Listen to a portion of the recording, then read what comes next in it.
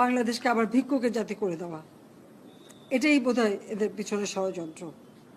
তা আমার কি এটাই অপরাধ যে আমি মানুষের জীবন মান উন্নত করার জন্য কাজ করেছি, আর সেই জায়গাগুলিকে হামলা করতে হবে? সেটাই হচ্ছে সব থেকে দুঃখজনক, যে দিন রাত অক্লান্ত পরিশ্রম করে বাংলাদেশটাকে যখন একটা জায়গায় নিয়ে আসলাম, আজকে সেখানে দেখি এই একদিকে জ্বালা পোড়া সব কিছু। ঠিক যে প্রতিষ্ঠানগুলি মানুষের সেবা দেয়, আজকে মেট্রো রেলে চড়ে মানুষ কত অল্প সময়ের মধ্যে সময় বাঁচিয়ে কর্মস্থলে পৌঁছাতে পারতো, আবার ফিরতে পারতো। সেখানে ছাত্ররা, চাকরিজীবী, সাধারণ মানুষ সবাই তো যেতে পারতো। সেই স্টেশনগুলি পুড়িয়ে এখন ট্রাফিক জ্যাম, মানুষের কষ্ট। আমি তো কষ্ট লাঘব করেছি, কিন্তু যারা এইভাবে আগুন দিয়ে পুড়িয়ে মানুষের সে কষ্টে আবার ফেলে দিল, তাদের বিচার দেশের মানুষকেই করতে হবে।